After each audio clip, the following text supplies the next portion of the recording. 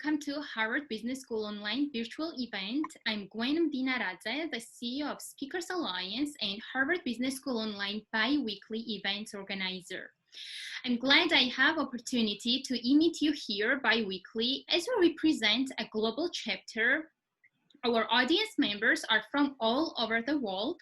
We have many featured attendees today as usual, and I will read a few names to greet them.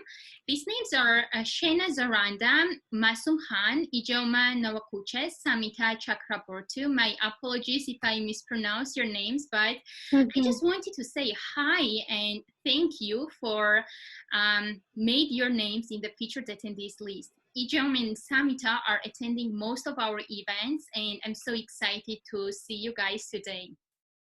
If this is your first time attending the virtual event, please type in the chat, where are you from, and introduce yourself, and I'll be happy to get back to you and say just hi. The featured speaker for today's virtual event is Anton Gunn. I start with Anton's introduction, then Anton will share his thoughts and experience about ending injustice in the workplace, how great leaders build world-class culture. The last 10 minutes is a question and answer session, so please raise your hands to ask a question to Anton. If you prefer to type your questions in the chat, please do so. I'll be more than happy to read them. During the event, if you can keep your video camera on, that will be great. It helps us to make the event more engaging and interactive. And end of the event, we will take a group picture and I will tag all of you on our social media pages if you can share your account names with me. So today, the featured speaker is Anton Gunn. Anton is a former senior advisor to President Barack Obama and the world's leading authority on social conscious leadership. Anton is working as a leadership development consultant and serving on multiple boards. He has spent his life helping people build diverse, high-performing teams and world-class leadership culture. Anton, thank you so much for taking time to speak to Harvard community about leadership. Well, thank you so very much for the incredible opportunity, and it's great to be here with all of you. I have a connection with Harvard University. I was in the Kennedy School of Government, never really engaged at the business school other than a couple of events. So it's such a pleasure for me to be here with all of you today and to share a little bit of my content with you. So what I'd like to do now is I'm going to share my screen to bring up my presentation, so I can get started, and we'll move through this fairly quickly. And I really want to leave time for question and answer to make sure that we really get the opportunity to talk. Okay, so my name is Anton Gunn, and for the better part of 20 years, I've worked with organizations that want to build a world-class culture full of diverse, high-performing teams and leaders that everybody admires. And I've worked with some Fortune 500 companies. I've worked with hospitals and health systems. I've done some work in Canada. I've traveled to places like Israel to do some leadership development work. And so I want to let everybody know that this is a really important conversation, and I want to share my perspective with you. So I've kind of told you a little bit about who I am, but now I want to describe something for you to help you to understand the challenge around injustice in the workplace. And before I do that, I wanted to make sure we get connected now. So I'm going to encourage everybody, if you want to follow me on LinkedIn, Facebook, Instagram, on Twitter, this is how we connect. And so I want to let everybody know that I want to do this on the front end because I many times forget to share it on the back end so we can stay connected. So my book, The Presidential Principles, is based upon my life experience of not only working for President Barack Obama, but I've had encounters with 5 US presidents and their administrations. So every leader in every organization has to answer this question. Is your leadership presidential? Are you at the top level of being a great leader? And if you're not, this book might give you some insight on how you can learn. So I'll come back and share a little bit towards the end of how, if you'd like to get a copy, where you can get a copy, and it's available on Amazon if you'd like to order there. So here's what we're going to start with. We're going to start with what I call the promotion. Okay. There's an organization, large organization, that has employees all across a market, and a position comes vacant in the organization. And there is an employee who really has worked for the company for a very long time. They've been there for more than 10 years. They've worked hard. They're seen as a resource. They're seen as a person who does all of the right things. And they truly believe that they deserve a promotion. And I want to give you this person's name. The person's name is Don. Don believes that he deserves a promotion. And so he applies for a position in this company to move up a higher level into a senior more position. Don does his interview, and then he never gets a call back. He's never heard from his boss about the promotion at all. But instead, 4 weeks later, he learns that another person named Stephen has been given the promotion. Now, Stephen has not been with the company more than 2 years. And Stephen has only been in management 1 year, but is immediately given a senior opportunity and now reports to the VP, and Don now reports to Stephen. So this happens every day in the workplace, where people who are passed over for career opportunities without any reason or any understanding why they were not given the opportunity. And so Stephen was given this promotion. Don feels that he deserves the promotion. And so he approaches his boss and asks, why wasn't I given the opportunity? And he was then told that you don't deserve the opportunity. Very bad situation that we all probably can identify with and have seen and heard about a similar thing that has happened in a business before. And this speaks to the challenge of what I call the elephants in the room. So when I say elephants in the room, there are some issues that particularly impact the American workforce, that are impacting communities all across the world. And I want to share what I call the elephants in the room. These are the unspoken things that happen when people don't get promotions and don't get opportunities. Number one, that American employers lost $233 billion a year because of turnover, that people will leave their company to go work for another company when they're not given the opportunity fairly for promotions. And in this circumstance, Don left the company to go work for their competitor because he didn't feel valued, respected, or appreciated by his company, so he left. The second challenge is that 37% of people quit their job citing unfair treatment, that they've been mistreated at work. Thirdly, we know that implicit bias, microaggressions, and yes, even racism are real challenges in the workplace. They're real. And this workplace incivility can create a spiraling effect that has a negative impact on the entire culture and the entire environment where people work. This leads to low morale. It leads to low employee engagement. It also leads to lack of productivity. And it also leads to absenteeism inside the workplace. That there are plenty of people who stop showing up to work because of mistreatment. So we really do have to address the incivility and the injustice in our workplaces.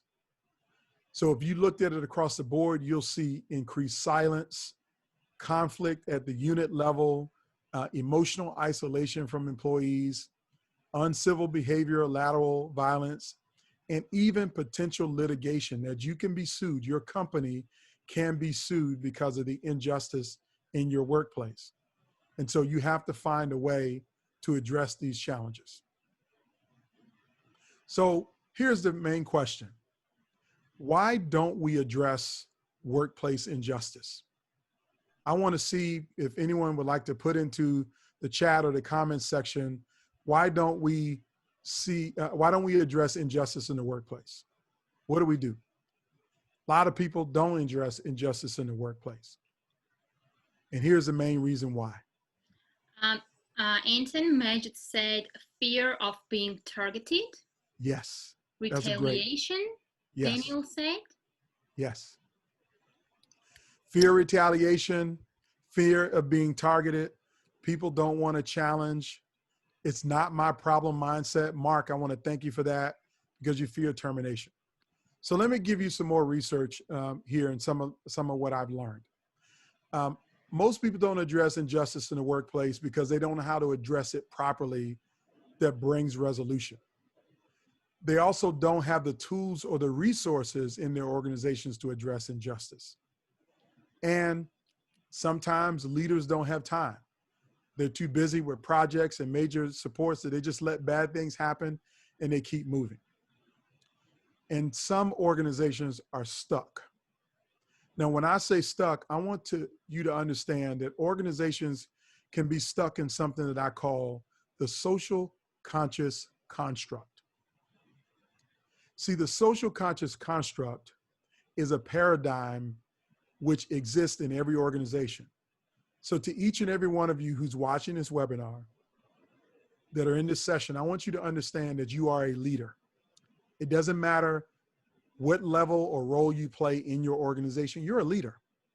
And I want you to understand that leaders have the opportunity to address injustice, but many leaders don't. And here's why. The social conscious construct puts out this kind of a framework. You have two axes. You have one axis that's about awareness.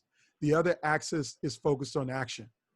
And that is, the longer you serve in your organization, the more awareness you gain about problems. So the higher you go up in an organization on the organizational chart, the more you will understand the problems that you have. You have more awareness of the problems. But secondarily, the longer you stay in the organization, the greater your ability to take action to have a positive impact on those problems. So this axis exists for every leader in every organization. But here's the challenge in the social conscious construct. That nearly 50% of leaders are stuck in a place of inequity. That these leaders don't even see anything wrong at work. That there's research that shows that 50% of leaders don't believe that injustice impacts their organization. They don't believe it. They think that it's not real. And so these are the leaders that I call living in oblivion. They don't believe that injustice is real. But then you have another 35%. And these are the people that Mark was speaking about. The 35% of leaders who exist in the space of injustice. They know that there is a problem.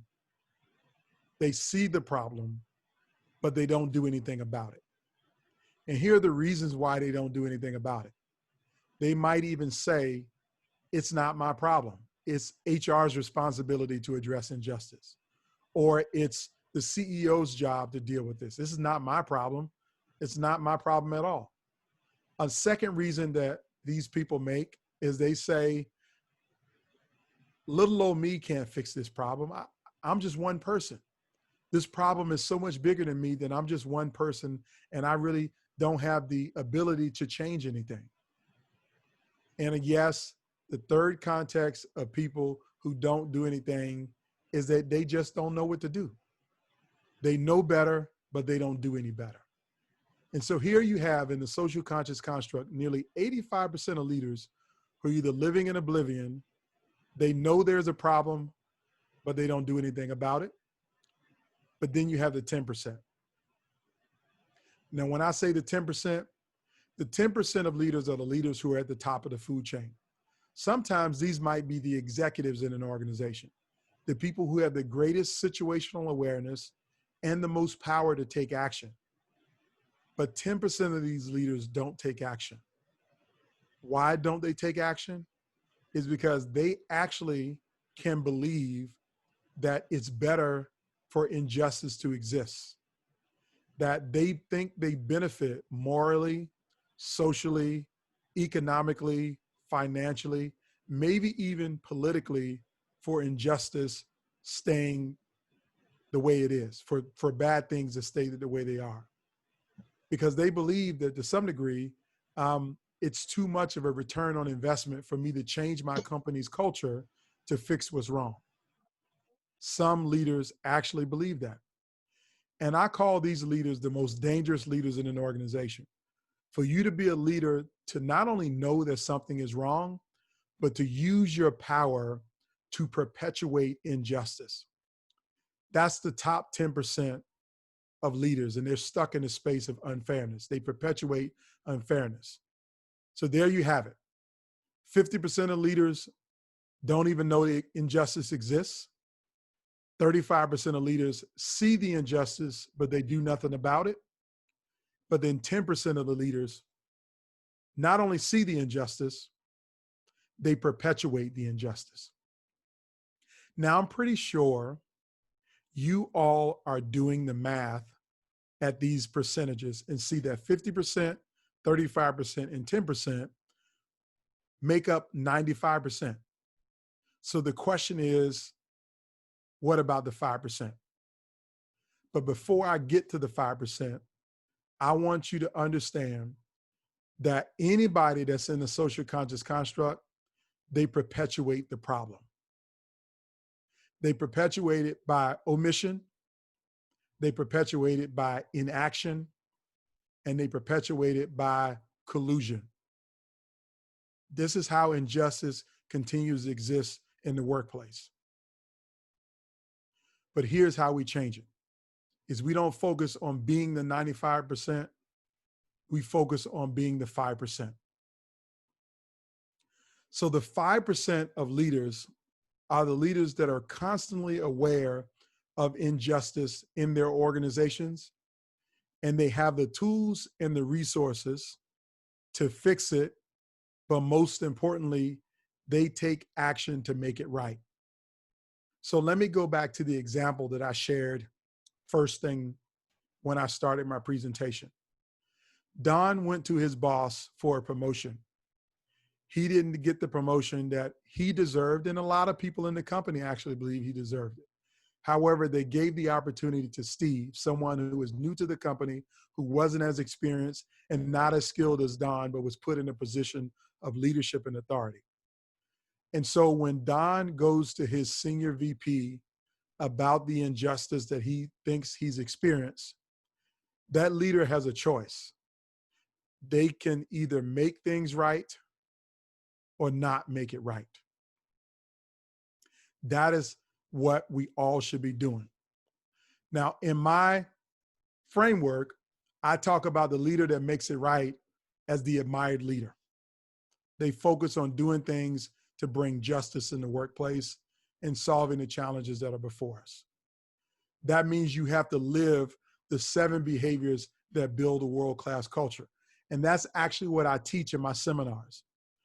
So I want everyone to go to antongunn.com, and I'm going to share with you my contact again. Go to antongunn.com or thepresidentialprinciples.com and learn about the work that I'm doing to help organizations in injustice and build a world-class culture. It has been my pleasure and my privilege to be able to be involved with you and to spend some time with you. And I would like to open it up for questions. And so I'm going to stop sharing my screen now and be happy to engage in a dialogue with all of you.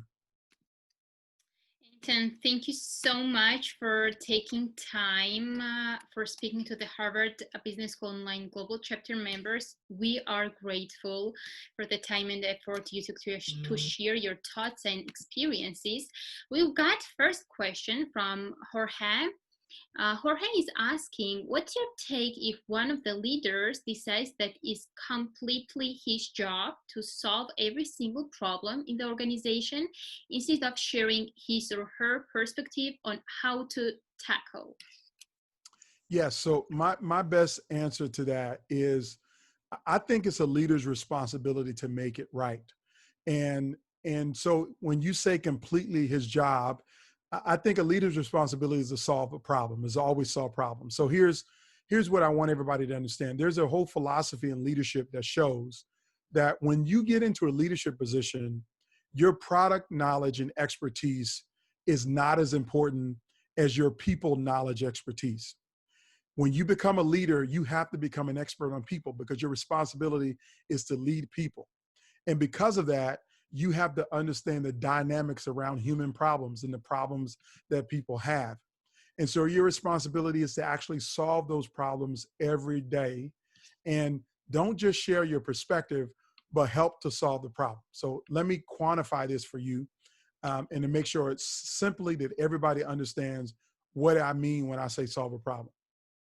Every employee that you lead, every person that works for you every day are asking you three questions. They're asking, do you care about me? Will you help me? And can I trust you? Those three questions, you may want to write them. Everybody's going to ask, do you care about me? Will you help me? And can I trust you? Mm-hmm. And so your job as a leader is to answer that question every day. Answer those three questions every day, not by your words, but by your actions. Mm-hmm. And so that's what I mean is a leader's responsibility to solve problems.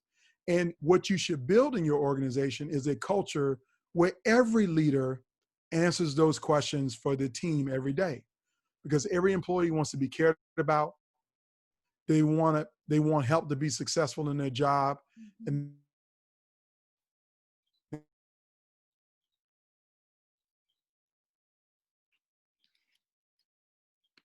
they want to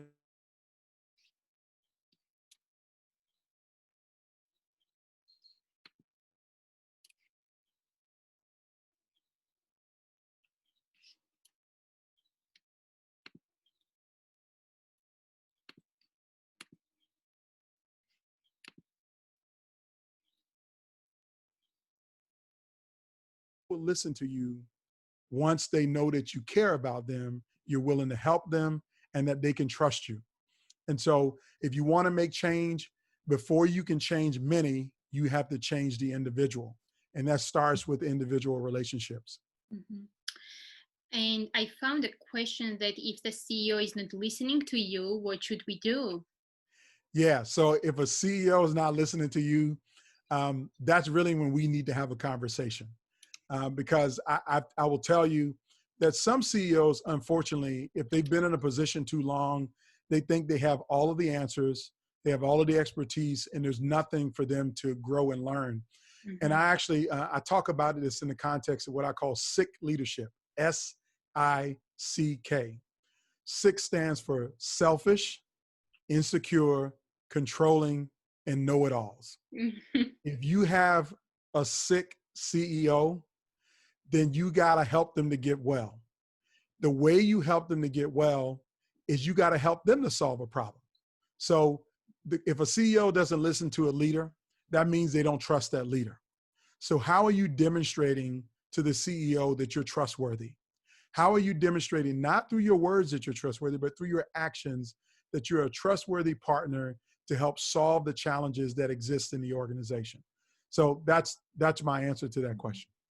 Thank you so much, Anton. We don't have much time left, and I'll be happy to take a group picture with you guys. If you're willing to do so, please turn your videos on, and I'm ready to take a group picture that will be posted on social media pages.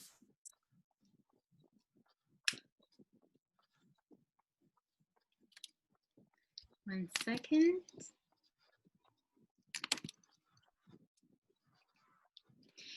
Thank you, everyone, for joining us today, and thank you, Anton, for your time, for your expertise, and such interesting answers. It was my pleasure to hosting this event today, and I hope everyone to meet you again in exactly 2 weeks on Friday at 3 p.m. Eastern Time. Have a great rest of the day, everyone. Bye, Anton. Bye-bye. Thank you.